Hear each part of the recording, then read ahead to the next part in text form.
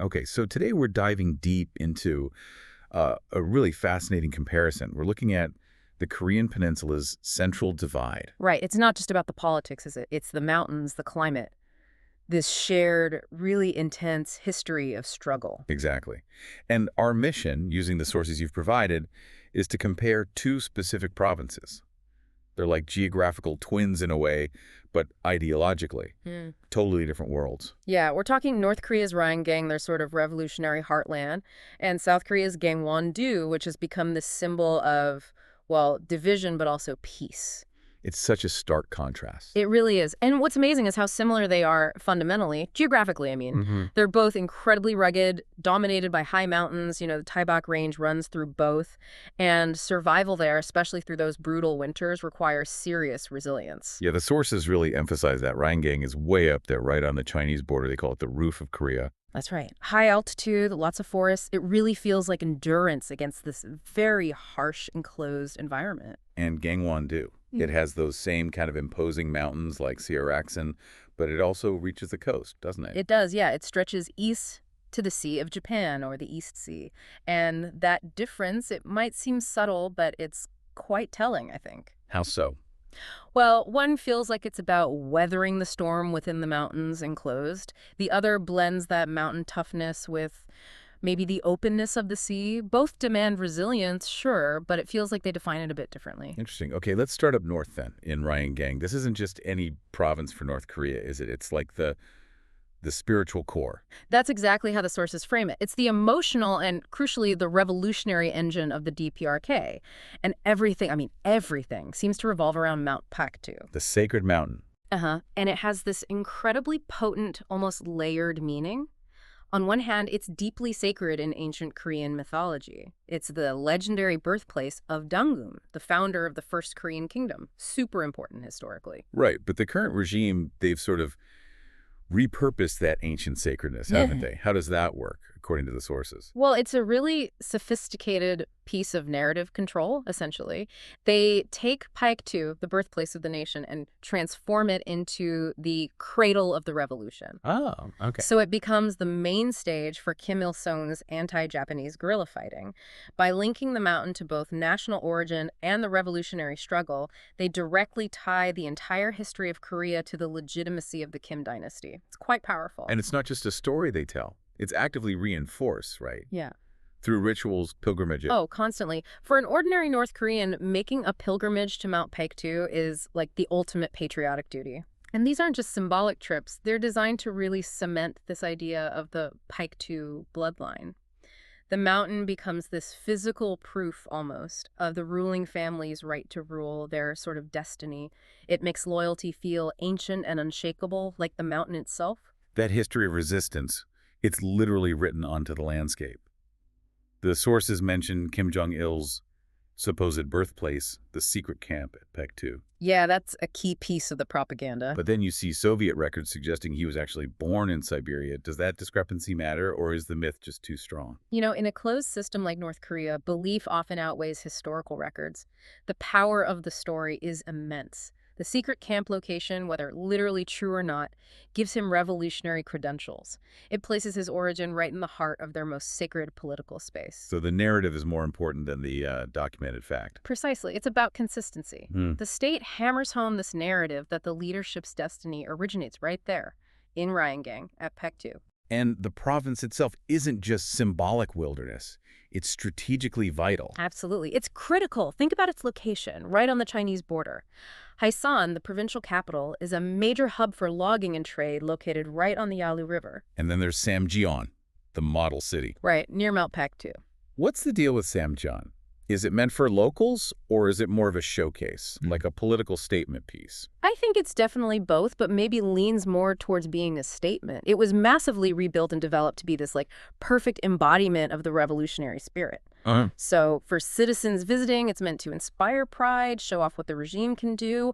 For any outside eyes, or even just for internal messaging, it's proof that this heartland is modern, thriving, and completely loyal. It's like a perfectly curated museum exhibit of their ideology.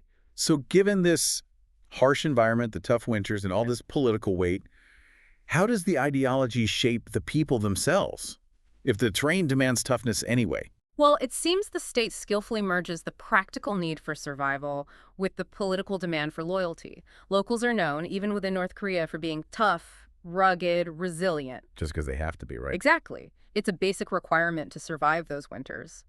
But the state takes those traits and frames them as political virtues. They become hardy and loyal citizens. Their clothing isn't about fashion, it's pure function. Heavy padded jackets, fur hats, thick boots. It's all about battling the cold. Survival gear as a uniform, almost. That's a really vivid picture. Okay, let's pivot now. South, across the DMZ, to Gangwon-do. A very different story of division and its aftermath. A completely different trajectory, yeah. Gangwon-do's modern history is defined by being split right down the middle. The 38th parallel ran straight through it. So it saw some of the worst fighting in the Korean War. Absolutely devastating battles. And then, in 1945, the province itself was formally divided. North Gangwon went to the DPRK, South Gangwon to the ROK. It's the literal scar tissue of the Cold War on the peninsula. But now, it's flipped. That very place defined by the pain of division is marketed as a symbol of peace efforts. It's quite a turnaround, isn't it? The Pyeongchang Winter Olympics in 2018 are the prime example. I remember that, the joint march. Exactly. North and South Korean athletes marching under one flag. That wasn't just sport, it was a huge political statement happening right there on the land, torn apart by the conflict. And that symbolism carries on with things like DMZ peace festivals, cross-border projects. And what's wild is how the landscape itself has responded to this division, particularly in the DMZ. Yeah, the sources point out this incredible paradox. The demilitarized zone, this heavily fortified no man's land, has unintentionally become this amazing wildlife sanctuary. Because people can't go there. Precisely. It's been left untouched for decades. So now, this strip of land symbolizing human conflict is teeming with rare species, red-crowned cranes, Asiatic black bears, all sorts of things. It's like nature reclaiming the space. Nature healing itself. Outside the DMZ, though, Gangwon-do uses its nature for human healing and tourism, right? Seoraksan National Park, the coast. Definitely. You have the stunning, sharp peaks of Seoraksan with ancient Buddhist temples like Sinhongsa nestled in the valleys. It feels very serene, contemplative. But then you go to the coast and it's a whole different vibe. Gangneung. Right. Gangneung is fascinating. It's become famous for its really serious coffee culture, beach town vibes, cafes everywhere, a huge contrast to the mountain temples. And then you have Sokcho nearby, a big fishing port known for its amazing seafood. So it's got both the quiet mountains and the lively coast. How does that mix shape the identity of the people there? What's the stereotype? In South Korea, they're often seen as, rugged still, that mountain toughness, but also warm and honest. Maybe the coastal influence brings that openness, that straightforwardness. There's a reputation for hospitality. And their style, does it reflect that mix? Kind of, yeah. You see a lot of practical outdoor gear, ski wear in the winter, hiking stuff. But then, especially in coastal towns like Yangyang, there's this growing surf culture, which is completely different. So it's this blend of hardy practicality and maybe a more relaxed, open style. What about the language? Dialects often hold on to culture. Good point. The Gangwon dialect, Gangwon-mal, is apparently known for being a bit slower, with softer tones compared to the really fast Seoul accent. Interesting. But they have this key expression the sources highlight, 에어준아이하. It basically means it's tough or it's hard going. Yeah. It's a very understated way of acknowledging difficulty, but just getting on with it. That seems to capture that enduring spirit, that mountain resilience again. It really does. Okay, survival is clearly a massive theme for both regions. Let's talk about the food that fuels that survival. The climate's tough in both places. Right, and that dictates the basics. Neither Ryangang nor Gangwon-do are great for large-scale rice farming like further south, so they rely heavily on crops that can handle the cold and the altitude. We're talking buckwheat, corn, and especially potatoes. These are the workhorse ingredients. In Ryangang, the sources describe the food as pretty simple, very practical, all about calories. Yeah, hearty and basic. Potato dishes are huge there. Potato noodles, potato dumplings, often made just from potato flour, getting the most energy out of what's available. And foraging is important too. Very important. Given the conditions and perhaps isolation, they rely a lot on wild greens, mushrooms, berries, maybe some game. It's truly the cuisine of making do, maximizing every single resource the harsh environment offers. Okay, so Gangwon-do starts with those same basic ingredients, buckwheat, potatoes. But it feels like they take them in a different direction. Totally. They take those humble staples and turn them into celebrated regional specialties. It reflects a society with maybe a bit more room to develop culinary traditions beyond pure necessity. Like what? Well, buckwheat is huge. You get famous dishes like memilguksu, which are hot buckwheat noodles, and maguksu, that cold, often spicy buckwheat noodle dish that's super popular all over Korea now, but it originates there. Right, I know Goksu. And potato dumplings, gamjaang simi, are a beloved comfort food soup. Yeah. But then they bring in the coast. You get things like chodeng sundubu in Gangneung. Oh, the soft tofu. Yeah, but it's special because they traditionally use filtered seawater brine to curdle the soybeans. It gives it this unique, subtle flavor, amazing detail. Using seawater? That's brilliant resourcefulness. Isn't it? And then there's huangtai, that's dried pollock, which they hang up to freeze and thaw repeatedly in the cold mountain air. Another signature Gangwon product, using both the sea and the mountain climate. So it's the difference between potato dumplings for pure survival and potato dumplings as, like, a treasured local dish. Exactly. Same roots, very different expressions. All right, let's shift to sound. The music associated with these regions, based on the sources. Wow. The contrast seems incredibly stark. Oh, it's night and day. It's like the difference between a military command and a personal lament. Let's start back in Ryangang. The sound described is intense. North Korean martial industrial revolutionary song with post-metal elements. Yeah, it's a unique blend. Imagine something designed for mass rallies, strong driving rhythms you can march or chant to.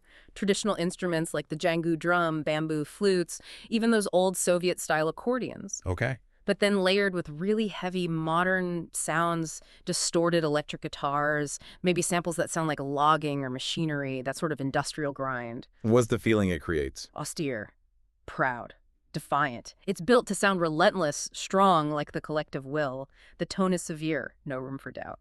And the lyrics reflect that, just slogans. Pretty much. It's not about personal feelings. It's commands, affirmations of loyalty, follow the spirit of Mount Paektu, or that recurring idea, Paektu will not be broken. It's the sound of unwavering political obedience, frozen yet somehow burning with revolutionary fire. Wow. Okay, now flip to Gangwon-do. The sound described there is totally different. K-pop meets folk, post-rock, cinematic metal. That's a lot going on. It is, but the key difference is expression over instruction. They use similar traditional instruments, sometimes the piri flute, jangu, the gyeojum zither, but they often mix them with things like cello, creating this deep, sometimes sorrowful sound, and yeah, distortion too, but used differently. How so? What's the focus? It seems to be much more about vulnerability, about acknowledging the pain of division, the scars. It's resilience, but it's a resilience that admits it hurts. Processing the trauma through music. Exactly. And that connection to local history is still strong, especially through the regional folk song Jongsia Narang. The Gangwon version is often performed much slower, more hauntingly than the versions you might hear from Seoul. It carries that weight of history. So the lyrics aren't slogans. No, they talk directly about the fracture, the hardship, maybe using that phrase, yeojini. It's tough, but there's almost always this undercurrent or even overt theme of hope. Hope for what? Hope for eventual unity, maybe? Or just enduring. Lyrics might say the land is divided, but the heavens are one, or promise that spring comes eventually. It's complex emotion, not a simple command. Such a powerful contrast. One sound demands loyalty, the other expresses endurance and hope. Yeah, it really shows how the same geographical imperative, be tough, gets channeled by ideology into either absolute, unyielding loyalty or into a more honest, maybe wounded, but enduring spirit. So wrapping this up for you, the listener, Yeah. what does this deep dive really tell us? We started with these two provinces, sharing this tough, mountainous geography, a shared DNA of resilience. Right. And we saw how in Ryangang, that resilience gets completely harnessed by the state. It's channeled into revolutionary mythology, military pride, unwavering loyalty to the Paektu idea. The mountain is purely a political symbol. Whereas in Gangwon-do, that same inherent toughness manifests differently. It becomes about endurance, yes, but also about healing, reconciliation, think of the Olympics, and engaging with the world. The mountain shapes identity, but doesn't demand fealty in the same way. And maybe a final thought to leave you with, circling back to that word paektu. In North Korea, the sources say it's like instant slang. It means strength, purity, loyalty. It's the ultimate brand. The highest praise, almost. Exactly. But just south, the people in Gangwon-do, facing similar harshness, similar terrain, they're sometimes just nicknamed the mountain people. A simple description versus a loaded political term. Yeah. It makes you think, doesn't it? How geography forces shared hardship, but politics assigns completely different meanings, different values to that very same struggle. How quickly a mountain's name can become a political litmus test.